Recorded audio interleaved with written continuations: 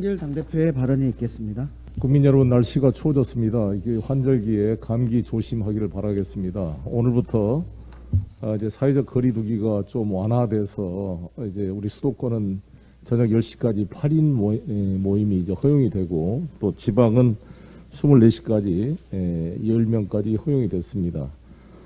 특히 결혼식 하객이 원래 99명만 식사가 제공되고 100명은 답례품으로 하게 된 거를 이 백신 인센티브 하에 250명까지 허용되도록 했습니다. 우리 이동학 최고께서 예비 신혼 부부들과 소통을 하고 있는데, 여러 가지 그런 또 그 세부적인 사항들은 또 계속 점검을 해 가도록 하겠습니다. 이번 거리두기 2주간 적용이 이제 11월 초부터는 위드 코로나 시대로 좀 가서 우리 자영업자들 정말 지금 하루하루를 버텨가고 있는데 잘 이렇게 풀리는 계기가 되기를 바라겠습니다. 지금 신규 확진이 조금씩 감소되면서 다음 주에 우리 70% 백신 접종 목표가 달성될 것 같습니다. 협조해 주신 국민 여러분께 진심으로 감사를 드리고, 저희 민주당은 말씀드린 대로 이제 위드 코로나 시대를 준비하기 위해서 토종 백신과 토종 치료제 개발이 빨리 될 수 있도록 최선을 다해 뒷받침하겠습니다. 항상 국민의 어려움에 함께 지켜나가는 민주당이 되기 위해 더욱 노력하겠습니다. 여러 가지 지금 민생도 어려운데 이 대장동 이 문제로 너무 막 논란이 돼서 국민 여러분께 송구스럽다는 말씀을 드리고, 일단 이 복잡한 내용을 정리하기 위해서 저희들이 백드롭을 이렇게 만들어 봤습니다. 이 사안이 복잡하지만 그 내용을 보면 핵심이 저희들이 주장한 그겁니다. 국민들이 생각할 때도 그럴 것입니다. 아니, 누가 뭔 말 했다, 무슨 녹취록이 여쳤다, 이게 중요한 게 아니라 돈이 말해주는 거 아니겠습니까? 돈이 어디서 생겨서 어떻게 흘러가고 누가 부당하게 이득을 가졌는지를 추적하는 것이 가장 중요하다고 생각합니다. 그래서 도대체 이 종잣돈이 어디서부터 생겼는가, 이걸 보면 사실 이 이재명 성남시장이 당선되기도 전에 2009년도입니다. 그때 2009년도에 대장동 개발사업 시행사 대장동 PFV가 부산저축은행으로부터 1155억 원을 대출을 받았습니다. 서민의 피눈물이 맺힌 이 돈이 사업 초기 토건 비리 세력들의 종잣돈 구실을 한 것입니다. 그런데 2011년 부산저축은행 부실 대출 사건에 대한 수사 과정에서 유독 대장동 대출건만은 수사망에서 쏙 빠져버렸습니다. 검찰은 99억 원 규모의 부당대출도 빠짐없이 기소를 했습니다. 그런데 1100억이 넘는 이 부실 대출 문제가 그냥 넘어간 것입니다. 그때 담당 책임자가 바로 윤석열 중수부 소속 검사였습니다. 그때 변호사는 아시다시피 이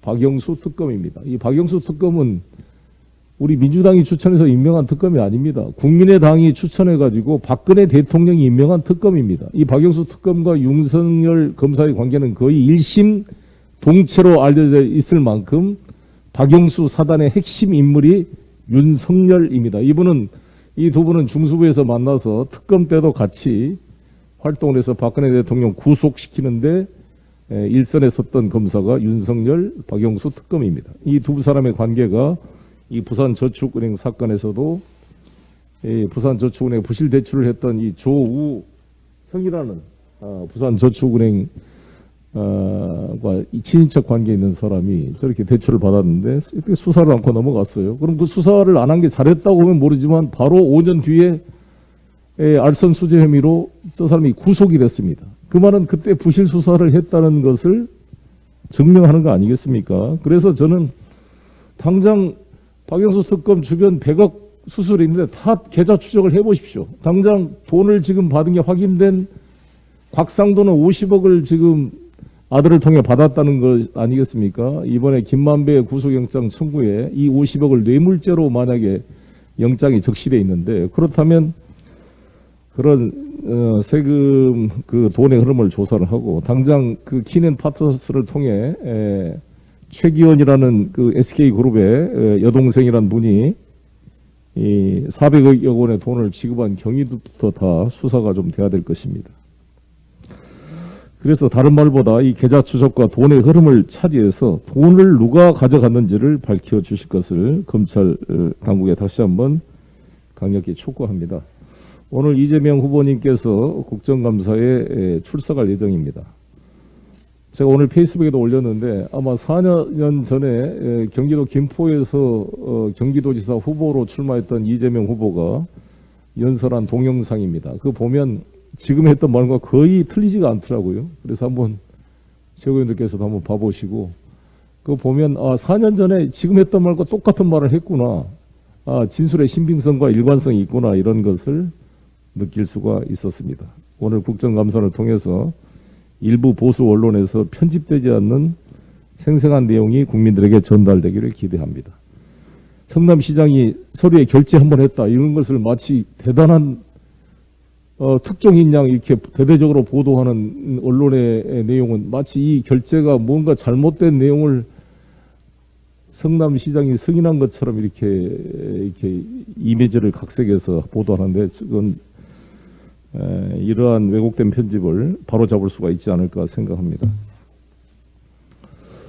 서민 실수요자들에 대한 전세대출 문턱이 조금 조정되게 됐습니다. 과도한 가계부채 문제 연착력을 위해서 일정한 규제 조치 도입은 불가피한 면이 있습니다만 실수요자들의 억울한 피해자가 있어서는 안 될 것입니다. 저희 당도 정부에 꾸준히 전달해 왔는데 이에 정부는 4, 4분기 전세대출을 총량 관리 한도에서 제외하기로 결정했습니다. 다행스러운 일이라고 생각합니다. 주요 거시 경제 지표들은 회복세가 뚜렷하지만 민생 부분 회복은 여전히 더딘 상황입니다. 빨리 손실보상이 집행이 되고 코로나 거리두기가 완화돼서 우리 자영업자들, 중소상공인들의 영업이익이 정상화될 수 있도록 최선을 다해서 노력하겠습니다. 정부가 이달 중에 가계부채 보완 대책을 발표할 예정입니다.